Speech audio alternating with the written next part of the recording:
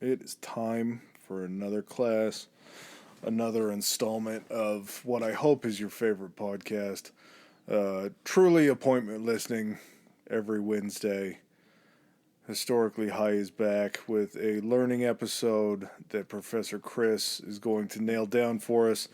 Something that I feel like really tracks with our World War coverage and sort of the interesting things that happen in battle that you'd never really understand the fullness of something like a navy. Yeah. Yeah. Surprise, surprise, we're going back to World War II. So, people, you know what? When the well still has water in it, you don't start digging a new well. This thing, once it goes dry, then I'll move on to other learning episodes that are fictional histories. The well we're about to get deep in today is the yakitori to my Korean barbecue, the yokozuna to my ozeki. That's Professor Chris's well. What's going on, everybody? Today we are going to be learning about the IJN, or the Imperial Japanese Navy. Primarily, we're going to focus on the time frame kind of leading up to World War I, then up to World War II, because it dissolved after World War II, and it's now the Japanese Self-Defense Force, something like that. It had to rebrand itself, as many things did on the losing country's side after World War II. There's a lot to it, and this kind of we've done coverage of the Pacific theater, but I think when we do talk World War II, we tend to kind of fixate on the European aspect of it. Oh yeah. When in reality, the part in Europe was the smaller part of America's involvement in it, because America was involved in the Pacific theater of war starting right after the bombing of Pearl Harbor in 1941, where our involvement really over in the European side didn't really start until maybe 1943, 1944. So there's a lot to discuss over on the Pacific side, and really kind of one of the things that determined, well, the biggest thing that determined the success was the power of the two navies. With America having limited area over there that was actually our territory that we could use, we wholly relied on our Navy to be able to project any power and any chance of defeating the enemy there. You have to have ground to fight on. Mm-hmm. Even if that ground somehow is floating in the middle of the ocean. Mm-hmm. So, without, talking about too much, without getting into the nitty and gritty of it, just remember, guys, rate, review, subscribe. 5 stars where you can spare them. Keep providing the motivation of the comments and all that good stuff. We'd love to hear from you. Sorry, I was cleaning up the extra shake on the table. Yeah, I saw that. Let's dive into this, because I'm so goddamn excited to watch you geek out. That was a nice nautical pun.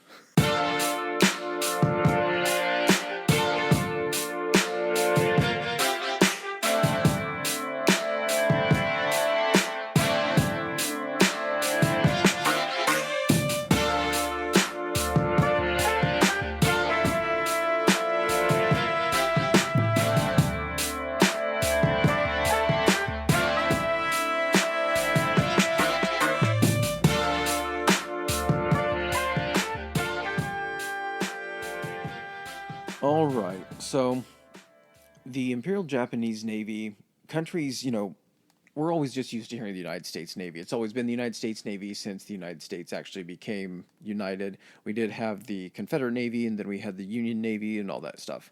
So the Imperial Japanese Navy actually comes about after kind of a unification that happens in Japan, where everything is kind of under one banner. And as with most smaller countries that don't have the resources that kind of some of the larger, more industrious, seafaring countries, like Britain being one of the most powerful navies in the world around this time. Have to be, yeah. Those countries that are looking to kind of catch up, like Japan, which is, again, being an island, just like Britain, it's wholly dependent on the resources coming from other places that have those resources. So they kind of got a late start on actually developing a navy that could project power. All of the colonies that were in that area that Japan was so close to, but because of a lack of a navy, could never reach or take over. That's why you have, French Polynesia. That's why you have Australia there. Why you have New Guinea there. You have the Philippines that are all under control of these Western powers. Philippines being essentially stewarded by the United States French Polynesia with the French, you had the Dutch East Indies with Holland, and you had British interest down there. Japan is right there for the whole of their existence, and Oh, how yeah. those territories weren't theirs. That just shows you how far behind. So when they start getting in a position to create a navy, they start hiring these countries that have already built theirs to start building them warships. So the first instance of them actually putting together this navy is piecemealing and hiring the French to build this for them or the English to build this for them and then teaching them how to use it. So then they're reliant on those guys as well for like parts and replacements. So, but they still had like dry dock and shipbuilding factories in Japan, right? They weren't really building, that's the thing. They were building maybe merchant ships, but building a merchant ship and a naval vessel are it's like building Completely different. a pinto and a pinto and a semi. So you have to have a very specialized expertise that they didn't have at this point. But in turn, by ordering these ships, they would have people, brought over to help with the design of them, kind of describing what they want, and then also understand the workings and how to repair these, like you're saying, in like dry dock and stuff. But as they're also going through and learning this, they're taking notes because they know they're not going to be doing this for much longer. They need to know how to do this stuff so they can start doing it on their own. So they have some initial conflicts, especially with China. They seem to always be kind of going at it. We get them trying to project their own strength, taking over areas of China. We get like the first Sino-Japanese War, which Sino is essentially the side of China. They fight for a little while, and then Russia kind of enters the picture after hostilities cool down between them. And the reason Russia kind of steps into it is they only had access really to the Atlantic. That's where all their main access was. Yeah, it was sort of like they were the gatekeeper on the Pacific side for Russia. Yeah, exactly. And so you have to kind of sail past Japan to get to what's called Vladivostok, and it's the furthest, like, it's what they would consider the warm weather port, the one that doesn't freeze over actually at any point during the year that Russia wanted. Well, the Japanese didn't want them there because they essentially had interest in like Manchuria and also in the Korean Peninsula, and knowing that they were essentially weaker than the Russian, Navy and military, knew that they wouldn't be able to keep their holdings there. So they get into some tensions, and it kicks off what's called the Russo-Japanese War, that kicks off in 1904. And the big thing that comes out of this is you see this smaller, kind of cobbled together navy of the Japanese against what's essentially a world superpower at that time in Russia. Yeah, for sure. And in order to project strength, basically one engagement ends up deciding this entire Russo-Japanese War, and that's why it only goes from 1904 to 1905. You have the Russians who had to sail for 7 months because they didn't have a fleet at anchor in that area, but they knew if they could get them to Vladivostok, that's where they could anchor them at. So they had to sail for 7 months and 18,000 miles from like the eastern portions of like the north, or like the Baltic up there where Russia would have to launch them from, all the way down. I don't know if they would have come through the Suez Canal or go all the way down around the tip of Africa, but then all the way back up into the Pacific. It's just that trip alone. You're not going through friendly areas. Like, you're going to have to set up some sort of supply line almost. Yeah, for ships. You're the fuel to get there. You're having to travel with tankers. You're having to be resupplied. You're having to run these machines, which stuff breaks down if you're running them on a continuous basis, especially 18,000 miles. The ships that they sent over there were also older and slower models, whereas the Japanese, because they had ordered them, kind of got newer, more updated models of whatever the ships were, at the time. And basically it was all about capital ships. Yeah. So battleships were essentially what won you engagements. The doctrine of being, basically the ship itself is just a floating gun platform. That's all it is. It's just basically a place for those huge cannons to go ahead and sit on. And the bigger the guns, the more successful your ship was. And so a bigger and better mentality had kind of been adopted. Well, they end up meeting the Russians in the Battle of Tsushima. And during this battle, the Russians had 11 battleships, 9 cruisers, and 9 destroyers. Japanese had 5 battleships, 29 cruisers, 21 destroyers, and 45 torpedo boats. the battle took place kind of in a very condensed area. It almost kind of looked like a harbor or a bay. Yeah. Japanese end up suffering 117 dead and lose 3 torpedo boats. The Russians have 7 battleships sunk, 4 of them captured by the Japanese, and 5,000 plus sailors dead. So the Japanese come in this big engagement, a one shot, and basically completely just wipe out the Russian military presence and end this war. That almost sounds unfair. Like, if those numbers were flipped around and reversed, and that's what the Russians did to the Japanese, you'd be like, oh my God, they came in and just absolutely massacred them. But you would they're a expect it. superpower. Yeah, exactly. And they had more ships. They had more capital ships. What it basically did is it inflated the ego of the Imperial Japanese Navy to adopt this doctrine. Yeah. And the doctrine was based upon, I'm trying to find the guy's name. Sun Tzu. It wasn't. It was a British guy that had basically been kind of his theories on like naval engagement had kind of been adopted as gospel by all of these like world powers. And the biggest thing that he said was that naval engagements or naval wars, they're won by one decisive victory. So it's one big meeting in which you sink a majority of the enemy's ships, and that's what actually ends the conflict. It's not bad. I mean, you can put it to a lot of different military scenarios, and it does hold true. Up to that point, that's what it was. Yeah. And so this just reinforces that for the Japanese. And so their doctrine at that point becomes this thing where they're focused on going forward that their battles against any naval power they go up against in the future are going to be determined by this thing called decisive battle. And it's this one battle to end all battles, this huge engagement. And their thought process is it's going to be won by battleships. It's going to be won by the biggest guns on each side. You know, whoever has the bigger guns or the bigger ships are going to win this.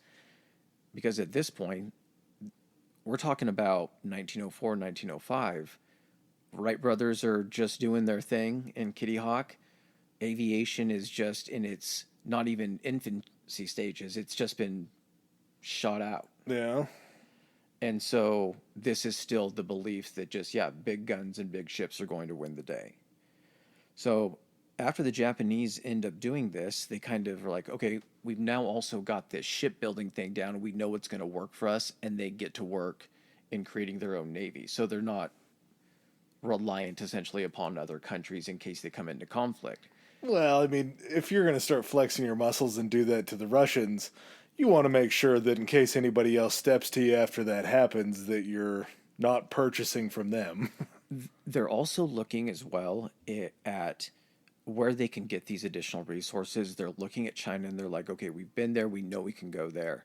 But they're also looking down here in French Polynesia. The Dutch East Indies apparently were just like an oil gold mine. That doesn't make any sense, but I think rubber too, right? Yeah, there were the Philippines, maybe some of that stuff, Burma.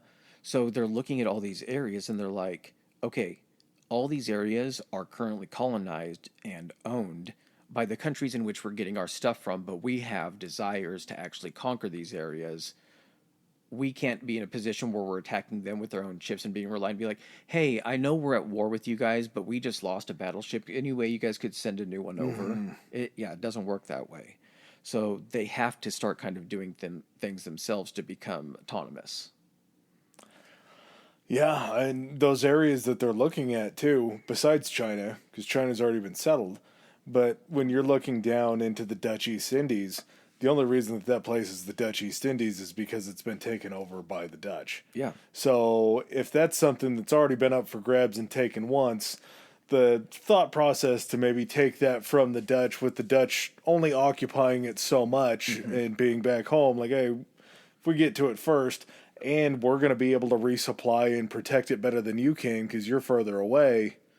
The whole selling point for when we get to World War II is the Japanese were selling this thing as the co-prosperity East Asian sphere. And what the selling point of this was kicking out all of the white colonizers from all of these Asian countries and coming in as almost rescuers to it. Yeah. And being like, we have much more in common as a people than you guys have with these white colonizers. So we're doing this for your own good. So, like you said, them not having a huge presence and also their home bases being very far away for some of these countries like France and Holland. If the Japanese could get in there and establish a foothold, kick the other countries out, by the time they were able to retaliate, they'd already have the local populace maybe swayed on their side and be like, hey, we came in here to liberate. Now you guys have to help us hold this thing in case those white devils come back. Yeah, those honkies are gone. Yeah. We all look fairly similar. And because Japan is also a lot closer, to resupply those areas is so much faster. Yeah. So, I mean, they definitely had eyes on that very, very early. World War I ends up kicking off in 1914, and Japan is actually on the side of the Allies. Now, for them, this is kind of, during World War I, the Pacific theater is really kind of like it's like a light version of the war. There's not a whole lot going on because everything is so centric with ground forces. It's so big. It is, and to reach over there and really have anything major going on, it doesn't really. Nothing has to happen. I think Japan maybe saw that and is like, well, if we just get on the side of the Allies, maybe if any of these territories over here that any of the guys on the Axis side lose, maybe we'll get them because we're closest. And so their contribution to it was actually, there was a German colony that was kind of nestled into this area, I want to say, of China. And how Germany got a hold of it, I think, was one of those kind of conditions we talked about during the Opium Wars, where once China was kind of opened up, all these countries just kind of bull rushed it to get all this territory that they would be willing to give out in exchange for this and this and this. And I think it was just given this little territory and little harbor and like area to the Germans. So the Japanese were like, hey, most of the German forces, Navy, it's all over there in Europe. But we'll just like get rid of the Germans in the Pacific for you guys, so you don't have to worry about them. So that was their contribution, is they actually seized this German colony. How big is the colony? Huge. Have you guys been there? No? It's massive. We're going to wipe out this entire... It might be even more of a German threat than the actual country, but we'll take care of it for you guys. Don't worry about it. You should have seen the fleet here. You can't see it now because it's sunk. Yeah. But it was massive. And do you think that could be what it was? Was they were kind of looking at like, okay, there's this German colony down here. There's some British and some French and a few other places, but those are probably going to be tougher. Maybe we jump in on the Allies side because Germans are easier to defeat than it would be to defeat the American or the British and French forces down south. Like it was almost like it was easier to go fight the Germans than try to fight off the French and British and stay on the Axis side. No, I think they saw the simple fact that they weren't ready to challenge the people that they had just basically got the lessons on shipbuilding and everything from. Yeah. They still knew that they were in no way, but they knew that they could take on a force that had no chance of reinforcement and were probably going to be on the losing side, so weren't going to be able to have, take reprisal against them. Okay. Well, they end up getting kind of pulled in a little bit more. So as soon as they do this, the Allies are like, okay, if you're not doing much over there because this is all you've done the entire conflict, you're going to need to send some stuff over here and start helping out on this side. If you want to have any chance at any of these spoils, you got to earn them a little bit. So some of the things that came about for Japan during their participation is they actually performed the first sea-launched airstrikes. So they were already kind of leaning into building aircraft carriers. They had no idea their importance, but they saw them as a tool because of these new planes of essentially having air power to protect the ships that they were flying around. And so this ship called the Waikimea was the first ship that had sea-launched airstrikes, which is huge in the span of warfare because you can't think of warfare now and not think of naval warfare. So they were first ones to pioneer that. And then they participated in the first air-sea battle. So they were the first time ships or planes had been launched off of ships and bombed and attacked another ship. Ever? It was so new at that time. It was niche. Like to be able to launch planes, like the thought process was it was all battleships. There's never any... You had to see your enemy to destroy them. The concept of not ever having to see your enemy, but to be able to destroy them anyway was just like it was laughable. Yeah, that's really interesting to think that that was the first version, because usually whenever you think about airplanes during World War One, it was like early dogfights. Like, Over land where they had an yeah, infinite area to take off and to land. This is literally like, what are we talking? This is somewhere between 1914 and 1918. The Wrights, I think, did the successful flight in 1902 or 3. somewhere around It was there. sometime between 1900 and 1905. 10 years later, you're literally having them take these things off of boats And then bring them back onto boats, and right? then lend them back onto boats. Yes. So, because also, they're also building ships at this time, no one's bothering them. No one's bombing their country, attacking them. So they're just over here being like, we're just working on our Navy. Britain's finally like, listen, you need to send us some of your battleships. So they're like, we need a loan of the 4, new battleships that you built. And Japan is like, yeah, we can't send you the brand new battleships that we built. We're going to need the eventually to protect our own country. Yep. That's the only reason we're going to need them. Those are But defense battleships. Those Yeah. aren't attacking battleships. but what we will do is we'll send you some destroyers over to the Mediterranean, and they'll help with like guard your supply convoys against enemy ship attacks to make sure supplies are getting to your troops. And just in the kind of scope of these ships and how they're built, basically a battleship is the largest armed ship that you're going to have out there. And the armor plating on some of these battleships that the Japanese are going to create during World War II, I think I sent you the picture of it, was like 26 inches thick in some places. 16-inch thick armor on the sides where they would be hit with torpedoes.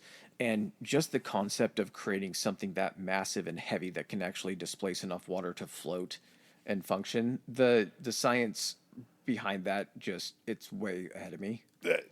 That is one part of it. The other part is think about how that had to be constructed. Yeah. The amount of weight that each one of those plates that had to be put in place being that big and that thick to be able to hold it for riveting, just to be able to rivet that all together or do however they connected those pieces together that thick and that heavy. Well, the other thing too, when I'm thinking of like the development of these ships, is you don't know technically how they're going to float or balance in the water until, because you can make models and you can try to do to scale weight of it and displacement in water, but there does, differences do extrapolate when you're Yeah. getting larger and larger in scale. So the concept of being able to sit down and design this ship and being like, the beam needs to be, the width needs to be this, and it needs to be this long in order to displace this much water. The engine weight needs to be centered here for center of gravity, but for also, to keep side to side movement. And then just build that and hope that you got it right. Yeah. And there's going to be an instance here after World War II where after World War I, where they're going to start doing that and they don't get it right. So World War I is going on. They send some destroyers over to the Mediterranean. Sorry, what I was getting at with the ship construction is destroyers. You can manufacture, the Japanese can manufacture probably somewhere in the neighborhood of like 10, 15 destroyers with the material that would take to create one battleship. So they were much easier to manufacture, a lot less, kick in the pants if you actually lost them, but they were still contributing to the war, still hoping to get something out of it. And once the war did end and the Allied side, or the triumvirate, or whatever they called it in World War I forgot, the spoils that Japan received is they ended up getting I think like 7 German subs. I suppose they got some additional stuff, but it was nowhere near what they felt that they were owed for like territory and things like that. Jared Fogle got more than that. Yeah, pretty much. So at this point, they're also kind of pissed, and they want to be recognized as a superpower. As a, we were on the winning side of this war. We contributed. We deserve to be recognized up there with America and Great Britain and Russia as one of the superpowers. So they keep building and building. And by 1921, just the Navy's budget was 32% of the national budget. I know we have a lot of defense spending here, but to say that just one branch of the military, almost a third of your national budget, is just going toward them. That's a lot. So that right there, and this is at a time when there isn't anything really such as surveillance. Like, Japan is still, comparatively to other countries in the world, it's a smaller country, but when you're just talking about landmass and having to monitor and see what anyone's up to, it's not possible. If they're not building a battleship out front of like the embassy where all of our people are being sent, or in like the populated areas where it could be like photographed, there's probably not a lot of way of knowing that what they're up to. We're not headed out into the jungle and finding all the beaches and everything like that. Yeah, and if you look at Japan, you always see the big main island. If you zoom in, it is broken up into so many different islands, not just the chain that comes down to the south, but it in itself, like, it would be incredible to just drive along the coast and see everything.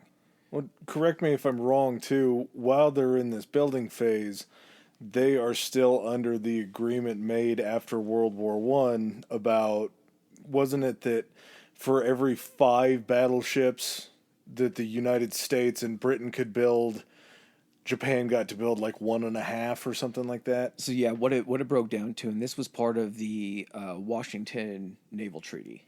So you basically had these countries come in, and this was again after World War One, like Adam said, and it was to prevent, the writing on the wall was that naval power was going to kind of maybe be the thing that won the day going forward, but in order to make sure that it prevented an arms race from everybody just escalating it, and this guy has more ships. We feel like we now have to have more ships just for defense. Then this other country is like, well, we're going to do the same shit, and it would have just kept going and going. As long as Britain and the United States can still make more ships to Well, it is keep called their the Washington superiority. Naval Treaty. Yeah. The man was British at one point and then American at another point. So the Washington Naval Treaty was created essentially to prevent a naval arms race. And as far as what got to be created, again, capital ships were seen as the thing that would determine the strength of a navy. There was a loophole where, like, there were ships that could take on capital ships, and a couple of them could actually defeat a capital ship, but those ones were kind of like not really paid attention to. So the United States and Britain, in battleships alone, got to create 525,000 tons worth of, they got a tonnage, and you could develop your battleships around that for however you wanted to disperse the tons. Maximum was a 35,000 ton limit on each. So you can make them less than that if you wanted to have more battleships. Yeah. And then the maximum size of the guns could be 16-inch guns. It was going to try to keep everybody on par for what they could have. So if someone turned against the other, that it would be a fair engagement. Until you actually got to the other countries. So for battleships, capital ships, U.S. and Brits get 525,000 tons. Japan got 315,000 tons. And France and Italy each got 175,000 tons. So you can already see where there's a pretty big discrepancy. Notice how I didn't talk about Germany in there. Germany didn't get any. No. Weren't supposed to be having a navy. Well, the Italians were trying to figure out what a ton actually meant, too, so... So whatever that disparity essentially between that tonnage is, it was like for every, I think it was for every like 2.5 battleships the Americans had, Japan could have 1, something. So there would always be that disparity. The carriers kind of fell along the same lines as far as tonnage goes, or as far as the ratio goes. So Japan wasn't allowed to have as many carriers, and that didn't sound important kind of to like the United States and to Britain, because battleships were still kind of the thing of the day. Still the thing of the day in Japan, but there were some people that were up and coming in the Japanese Navy that were like, hey, we think the wind is actually going to be changing on this, and we think because of that we might be able to have an advantage if we focus our attention like maybe into like aircraft carriers. Well, of course they did. If they were the first ones to launch in World War One, to see the effectiveness that they had. Mm-hmm. Like, you just saw proof positive, okay, this can be something that we can do during war. As our air flight gets better, if we can find a way to get our planes there faster and more efficiently, these are going to win. And here's the thing too, is you got to look geographically where they believe they're going to be fighting. Everything with them is a distance away from there. They can't fly fighter planes or bombers from the home island and get all the way down to like French Polynesia and the Dutch East Indies and all that. They have to be able to get everything there. So they had to factor that in and say, we need to be able to project our air power outward. Whereas all the countries that were fighting over in Europe during World War I, everything just took place on mainland Europe. So it was all about battleships that could protect supply lines, but then also about ships that could also transport troops and land troops and transport equipment. So they had different priorities in what they believed would be most useful to them, or what they had experienced essentially during that period. So they're building these ships within the confines of the Washington Naval Treaty because at this point they're not going to say fuck it, because then essentially those two countries will just be like, no, now we know what you're going to be doing. So they just were like, okay, we'll go ahead and do this and we'll play along for now. They're not happy, but one of the things that fell into it was that the restrictions that held Japan to only a certain amount also held China and Russia back in their development. And those were the two countries that posed the most immediate threat to two closest to Japan. Yes. So they were like, okay, we'll play along with it because for the immediate threat, it does keep us ahead of those guys. There was no restrictions on any other ships but battleships and carriers.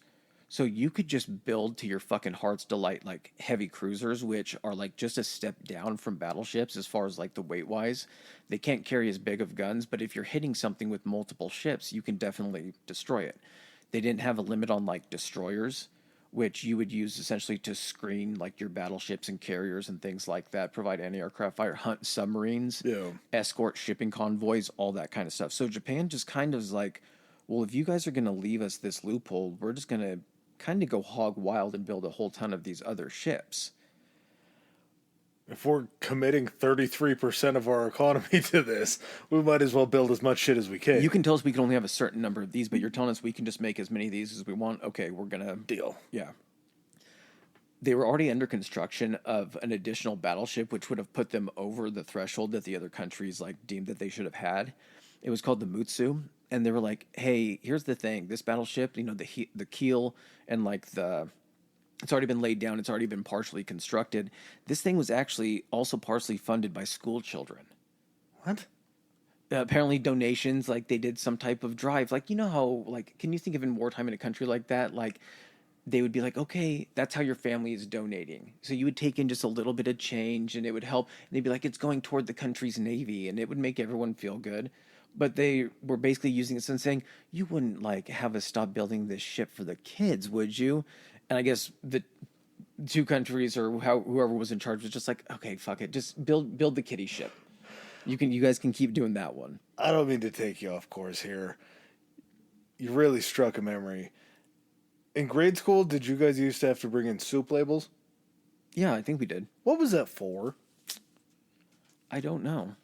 I was told it was for something good and charitable, so I just did it. And we always got a pizza party out of it. Yeah. Just like you were talking about there with the school children, the ones that were funding these through bringing in their currency for it. Like, do you think they got a pizza party too in their grade school for bringing in change like we brought in soup labels? Whatever the equivalent to a pizza party would have been at that. No, I don't think they even got that.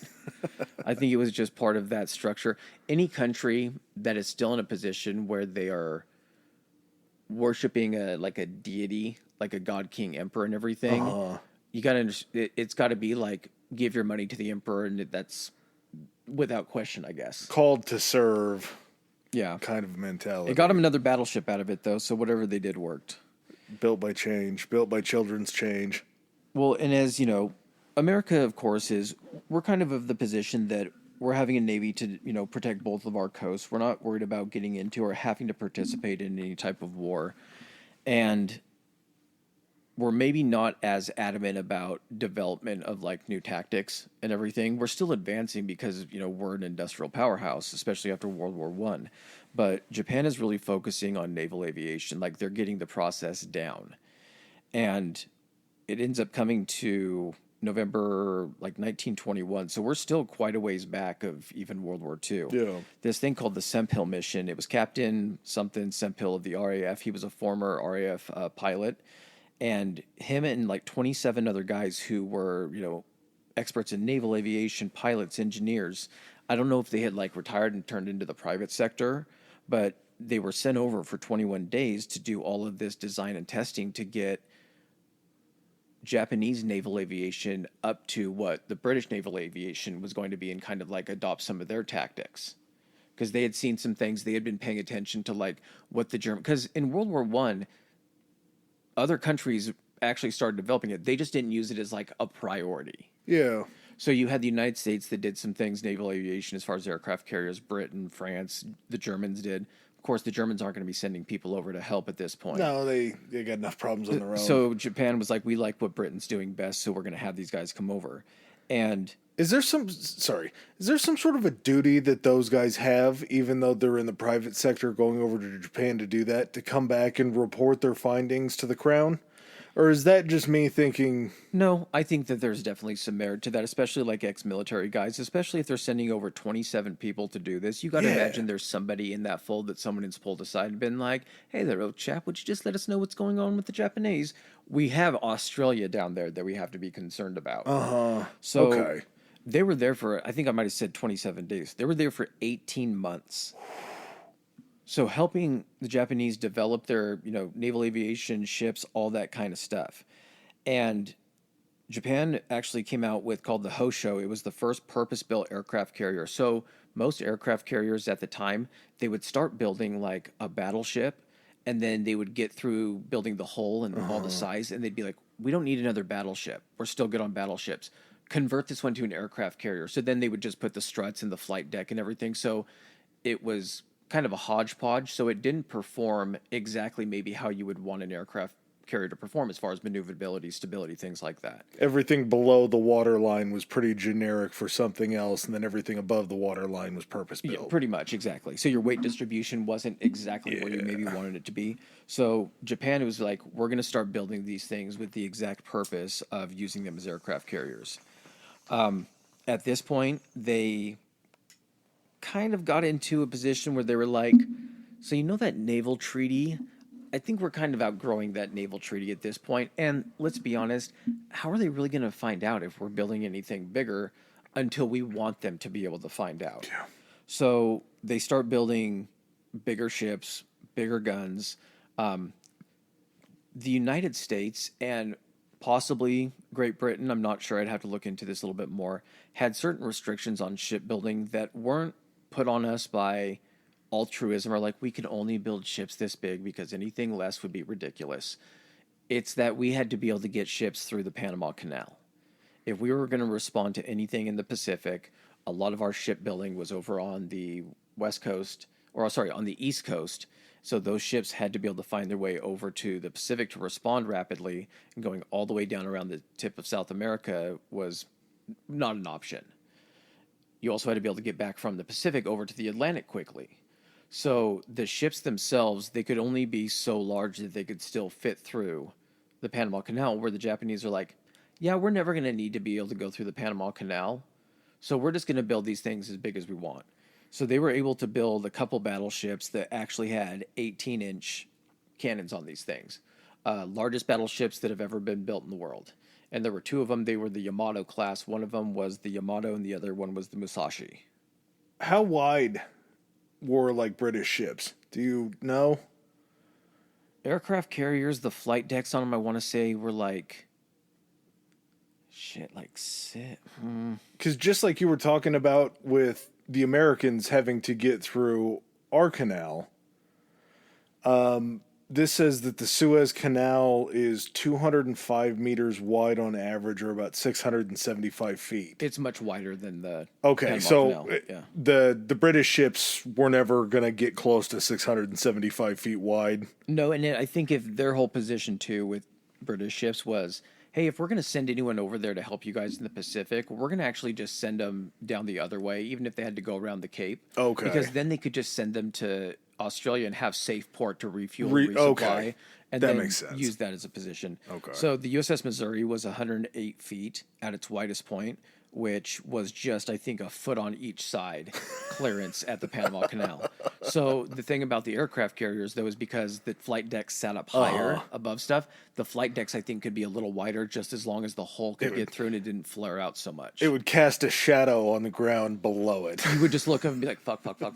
Yeah. So these guys were over there helping the Japanese develop their aircraft carriers and everything. They start developing, these turrets that are going to be made for fighting off anti-aircraft. They know that because of military aviation going to be kind of one of their bread and butter things. They need to be able to protect these carriers, so they need to be able to shoot down enemy planes trying to bomb them. Yeah. They also develop better torpedoes because now that they can launch planes off of aircraft carriers, they can use these things to drop torpedoes and hit other ships. So we need to have solid torpedoes that are going to be able to do this. And the Japanese actually developed what was known as the best torpedo of the war. I know that probably sounds weird that there were like different types of torpedoes, but for the longest time during the early parts of the war, America had a huge problem where they would hit ships with torpedoes and they would just thud and then fall apart and sink. So you had these pilots that were like fucking coming in through a barrage of fucking anti-aircraft fire, being shot out by enemy planes, finally launch that torpedo, probably get shot down after, but then that torpedo goes right toward that aircraft carrier, dong, and just ends up falling apart. Like a fart in the wind. Submarines too. Submarines were in danger of being, depth charged and everything, and they would launch torpedoes and get hits, but nothing would happen. Is that something that I've just kind of made up in my mind, always thinking that torpedoes were fired off of ships? Because I know we've talked about it during different war episodes where torpedoes were dropped from planes, but eventually torpedoes were fired from ships, right? Yeah, so depending on the ship, you had to be a certain distance down closer to the water. Yeah. So submarines definitely. And when I think of torpedoes, I always think of submarines. But yeah, so a lot of like the destroyers would have these, the Japanese ones especially, I think they might have pioneered this. They would have like a gun on each end. And then in the middle, they would have these swivel turrets that would have 3 torpedo tubes on each. Depending on where they were trying to launch them, they could either swivel one side of the boat or they could swivel to the other. And because they were only 15 feet off the water, it was enough to where they could launch the torpedo and it wouldn't hit and damage it or detonate it. And because destroyers were meant to get in closer because they were harder to hit and faster, you had a lot of these that were being launched off of ships themselves. Well, I think we'll definitely talk about it at some point at this, I'm sure you'll get to it. But like when we were talking about Coral Reef during World War II, those ships never were in sight of each other. Or those fleets were never in sight of each other, That was correct? the first naval engagement in which the enemy ships never saw each other, yeah. So firing a torpedo from a ship wouldn't do anything because it's not like you could see where you were launching it from. Yeah, So everything had to be via plane. Yep. And the main reason that it was only on smaller ships is because the maneuverability of smaller ships. They Yeah, were a smaller target, so the likelihood of them getting in closer, especially when you're talking about some of the engagements that are going to happen in the Pacific, are going to be between island chains. So some of those times ships get very close to each other and are firing at point blank range. And, of course, torpedoes only have a certain range. They're not going to keep going forever. But you could launch those things from a pretty safe distance and just launch them in a spread. And if one hit home, it was worth it. Yeah, I guess a winning shot at that point. Yeah, I just always thought that was torpedoes were more of like from a ship or like you say from a submarine, but they got their start on planes. Well, and they had these things that were dedicated torpedo boats that were... Do you remember the show McHale's Navy? Oh, yeah. Okay, the boat that they drove was a torpedo boat Really? that was used in, I believe it was Vietnam. And it had the 2 torpedo tubes off to the side. Basically, they're speedboats that have torpedo tubes, so they can bob and weave trying to get closer to enemy fleets without getting hit, launch the torpedoes, and then get out of there. One of the things that they had during that Battle of Tsushima in the Russo-Japanese War is I think they ended up having 45 torpedo boats. Yeah, So they just had all okay. these speedboats going and launching torpedoes into these Russian ships. Wow. So, like I was kind of alluding to, their battle doctrine that they were looking at here was that there would be this thing called the decisive battle. The term for it that they had was Kentai Kessen. And leading up to, after World War II, they knew that they were going to be dependent on foreign resources from Southeast Asia, which were owned by the British, the French, and the Dutch. Because of that, they needed to develop their navy where they could operate thousands of miles away, have a system when they could resupply them thousands of miles away, and then be able to resupply and hold these positions. What they were planning on doing is when they decided that they were going to have to commit to this expansionist kind of doctrine, is they knew the United States was going to be their biggest threat. So they started to essentially mold the development of their tactics specifically on the fact that they would be fighting the United States. What that meant is essentially you would be fighting someone whose furthest base to you was at that point the Philippines, but once you took that, the next closest was going to be Hawaii, major base. And to even project power to go attack and protect from Hawaii, that's a insanely large expanse of ocean that you would have to cover. Whereas even coming in closer to any of those islands, if the Japanese had all of those islands taken over, you're now launching aircraft off all those islands to then take out the United States ships. So what they were going to do is they're like, we're going to go ahead and launch our attack against all of these countries to the south of us, force all of the, countries that colonized them out. And then when the United States was going to come to help, what we would do is we're not on par militarily from our ship standpoint with the United States because of this little treaty that had happened. And again, they started building bigger ships, but they weren't full blown skirting it. They were just trying to build these things here and build these things there to give themselves an advantage. What they thought they could do is because they had essentially what they considered a 70% parity with the United States. As they came across the Pacific Ocean, they would just harass them and take pot shots at them to where during that huge voyage, they would weaken them by taking out supply ships.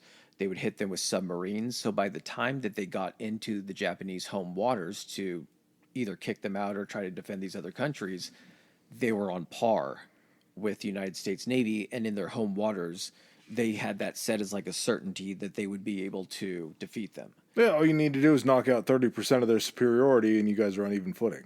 And not only that, but once if you're in a battle and you're wearing each other down and you both get down to 50%, guess whose reinforcements are so much closer to get them back up from 50% than those reinforcements coming from Hawaii or from the west coast of the United States.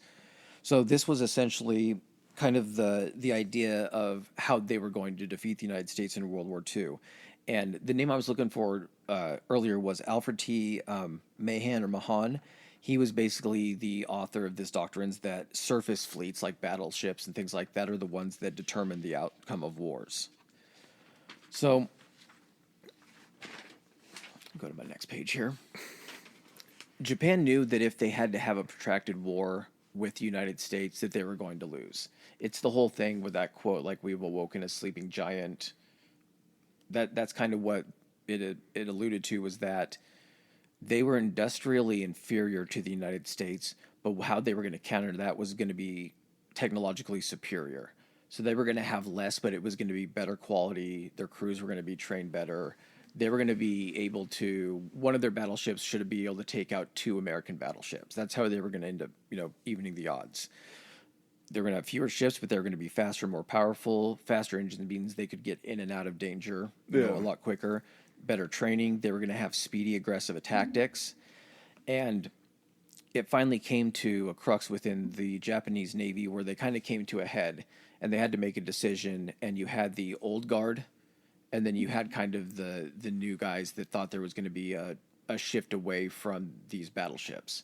So Admiral Yamamoto was like kind of the big idea man in the Japanese Navy. He's the guy that planned Pearl Harbor. Mm-hmm. He's the dude that we actually went after personally in Operation Vengeance. He's on the side of like carrier, what they consider carrier doctrine, that power is now going to be projected by carriers and the rest of the fleet is going to be there to protect the carriers. Whereas the battleship guys were like, no, your job as the carrier or as the aircraft carriers are to protect the battleships while we move in to do our thing against the other enemy battleships. So instead of, it's one theory of being like, hey, I think we should use this new tool where we never have to be within sight of the enemy's battleships to try to then destroy all their ships. And then the other guys were like, no. We built all these big new fancy battleships and we want to use them. So we're going to have you guys take all your planes and cover us while we get in close and inside of these other enemy battleships so we can shoot them with our guns. And Yamamoto's sitting there like, you are endangering all of these ships by doing that. When we could just be doing it this way. So he starts coming up with plans on how essentially he's kind of like making his own side plans about how he feels like he can turn these aircraft carriers into kind of the centerpiece of the Japanese fleet. We get to the London Treaty of 1930, and the London Treaty of 1930 basically kind of discovered some things that had been left out of the Washington Naval Treaty, and maybe they saw some navies trying to kind of skirt some areas. And so is this what you were talking about then? Is this potentially those British dudes going over to train and seeing what Japan is doing and then coming back and be like, hey, they're doing some extra stuff over there that I don't think you guys factored in. They're asking us questions which in our in our profession or our, experience suggest that they're putting larger guns on this ship. They're asking like, well, if, how much weight displacement would you need to have for something like hypothetically? They've been asking a lot of hypotheticals over there about questions. I didn't even connect those two, but that makes perfect sense, man. Yeah, okay. At this point, Japan is like, you know what? I don't think we're going to do this. And they just start building. And they have this thing called the circle plans, and there's 4 circles.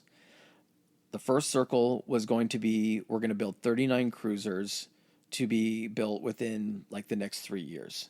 So each circle has a goal in which how many ships they're going to build to have as strong of a navy as they possibly can. And they're trying to do it in as little time as possible.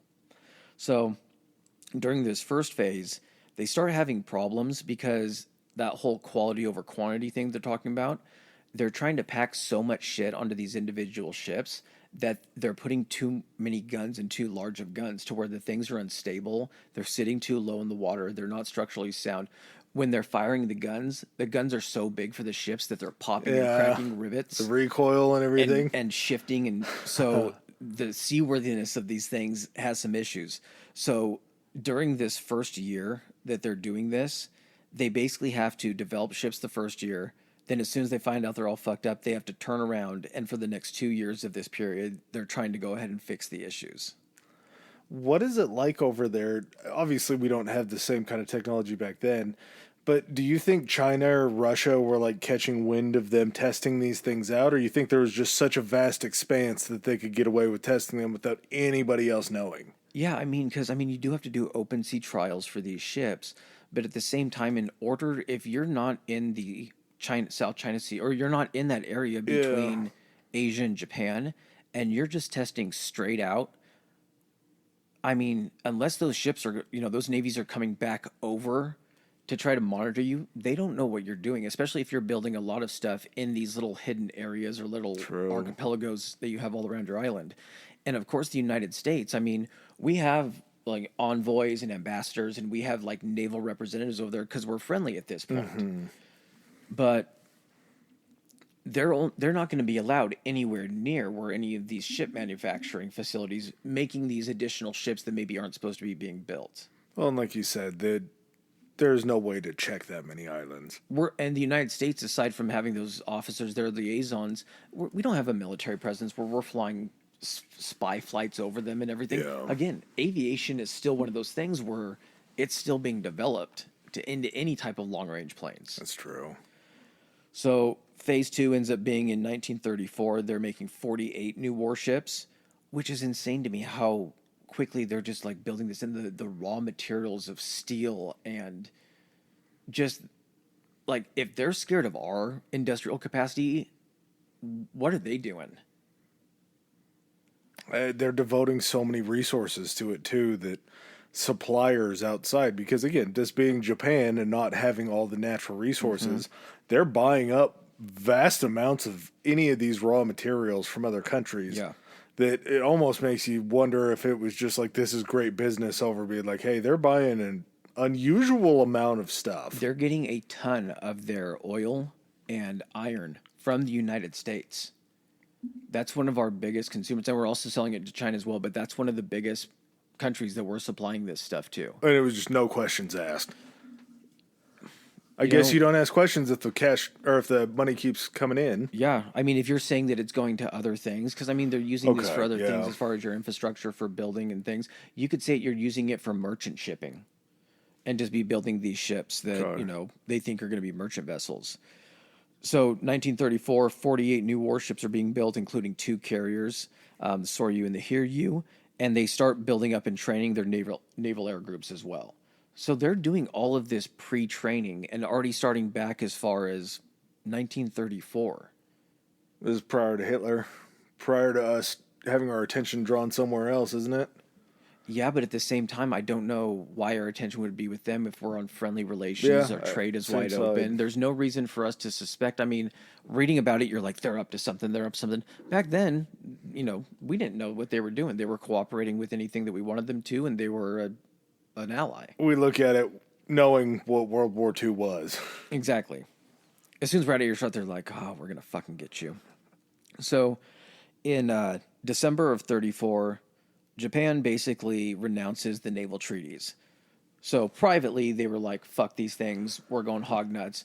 At this point, I don't know if something had been discovered, like you're saying, but this was their official coming out and being like, "Oh, by the way, all those restrictions you guys have put on us, yeah, we haven't been listening to for the last year. We've been building shit bigger out here." So at that point, that's got to draw some attention of these other countries, being like, "Okay, what are they doing?" Yeah. But at the same time, what are you doing? Like, do you want to get your it's the whole thing with letting Hitler build up his stuff. Like, everyone is so war fatigued. The last thing anybody wants to do is go into another conflict with anybody, and so it's just like, okay, what are we supposed to do here? Hey, don't do that. Just do it quietly. Well, and here's the thing too. They knew there was going to be a risk of the United States being like, okay, well, if you guys are dropping out, then you're obviously up to something. We're going to kind of cut down or cut off the iron and the oil. And that's what does end up happening, but it doesn't kick in yet. So during Plan 3 in 1937, they just basically are like, okay, chains are off, build without restrictions. That's when they end up finishing the Yamato and the Musashi. They end up designing 2 additional aircraft carriers. They build 64 other warships. They start taking other battleships that they had that were older that had been demilitarized, remilitarize those. So now they have battleships that they were able to create even faster. What does that mean? So if Like you they had strip the guns and then put them back on? yeah, because I mean, when you boil it down, you could essentially gut a ship down to the hull and the infrastructure and then turn it into a fucking cruise liner or a cargo ship if you didn't want to fill it all in, because the hull and the engine and everything like that still works. So all you have to do at that point is then you already have the hull, which takes how long, and all the engines mounted. You just now have to do infrastructure things to put gun mounts and shit. Half the time. Maybe where they were, put new ones. Okay. Half the time. So they also end up upgrading any of the stuff that was currently under construction. They're like, you know how we planned for this one to only have this size of guns because of the treaty? They're like, put the big guns on that one that we're already building. So they're taking advantage of it in really any way they can. And at the same time, they're basically like, okay, crank up building airplanes for the Naval Air Force. So they're going all in at this point, getting ready for the lead up to World War II. In 1930, I believe it was 38, the U.S. Naval Act went into effect, which called for a 20% increase in the United States Navy, which at that point, I think that was kind of in definite response to maybe some stuff we saw going on in Europe, but primarily stuff that we saw going on in the Pacific. So we started building our Navy up as a response. And what this does is that last little section of their plan they have for their naval buildup, that wasn't supposed to take place for like another 2 years, but they're like, shit, the Americans are now starting to build up their Navy. We got to get a head start on this. And so in 1939, they basically enact this final phase where they're like, okay, here's the plan. In 5 years, we're going to double the strength of the Naval Air Force, so create double the amount of planes. We're going to create 2 more of those big-ass Yamato class battleships with the 18-inch guns and the huge armor. And then we're going to create essentially 25 subs, fleet carrier, and then an escort carrier. So just so I can kind of explain the difference, an escort carrier and a fleet carrier, both are essentially aircraft carriers to launch and recover aircraft. Yeah. The difference being essentially is just the size. Fleet carriers themselves are built from the ground up, designed specifically as a aircraft carrier. They're larger, they're able to run faster air operations. Fleet carriers kind of came in when we found out how long it was going to take us, escort carriers came in when we kind of found out how long it was going to take us to make fleet carriers, but we still needed to be able to get planes places. So we took merchant ships, commercial hulls, and we were like, we can turn these things into aircraft carriers. They just have to be smaller. They're not going to hold as many planes. But if we can crank these things out in half the time or a third of the time, they were essentially, like, I think almost half the length, a little bit more than half the length of a fleet carrier, but they were a third of the weight, which means you weren't putting as many materials into them. And so they were almost a smaller, they were an economy version of a vehicle that they could crank off the assembly line. Instead of having leather seats, they had upholstery. They had crank down windows, but they still served the purpose of being able to project air power anywhere you needed it to go. It's maybe a dumb comparison, but like a parking lot compared to a parking garage. Yes. You have less space, easier to build, but you're not going to be able to carry the amount of vehicles. Less perks, basically, yeah. So in 1937, I'm going back a little bit. 1937 is when the second Sino-Japanese War kicks off, so the second war with China. Basically, this kind of served as the Pacific version of the Spanish Civil War for Japan. How the Germans were able to take all their planes and tanks and tactics, supply those over to the Spanish or help them out and refine them, find out what was going wrong and how to kind of fine-tune them. It was the same thing that the Japanese did to the Chinese. They used the aircraft carriers, they bombed ports, they were able to go ahead and practice, find out where they were lacking, all the air crews that were going to be pivotal to recovering these planes, refueling, rearming, working on them, mechanics. These guys were all just getting reps and getting better and faster at doing this stuff during this war with Chinese.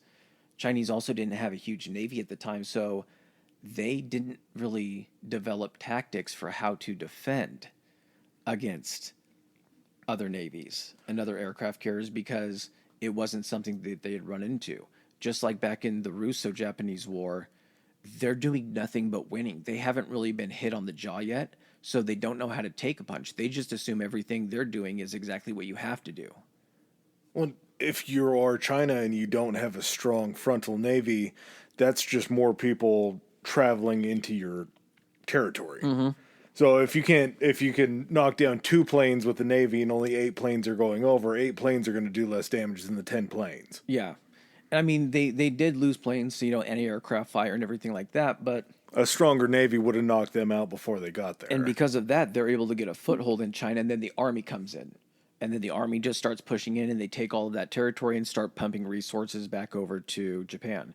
So now they're able to take those spoils that they've got from China and pour those back into the war machine to go ahead and reenact this circle plan where they're manufacturing all of these warships.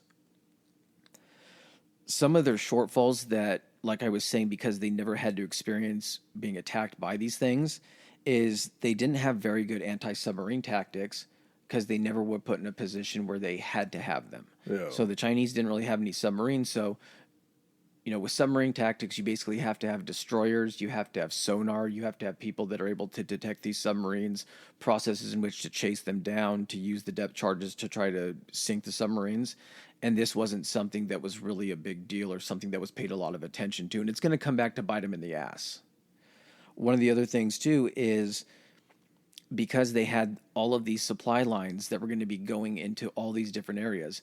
If a good example is this, if you have the United States and you had to be shipping supplies out of one location on the West Coast, you could pick a location, you were limited, and you were like, one location, you could pick San Francisco. The Bay is huge. It's a central location on the West Coast. Mm-hmm. Everything could funnel in there and you could get everything out. So you could have one supply line just taking everything one place. When everything is so spread out and nothing is connected, you can't have stuff that is in the Philippines and be like, hey, send that over to the Dutch East Indies and we'll just pick everything up there. You had to be sending ships and have all these supply lines going to all of these individual smaller locations. To protect these supply lines, you had to have military ships and destroyers and things like that with them to protect against submarines and other warships. And because they had to have this huge network, their supply line protection was really lacking. And I know it's kind of a boring aspect of war because you want to imagine these wars are won by these giant naval battles and everything, which in some instances, tides change and it really changes the momentum another way. But when it comes down to it, when you can deny your enemy the things they need to wage war, it ends war so much faster.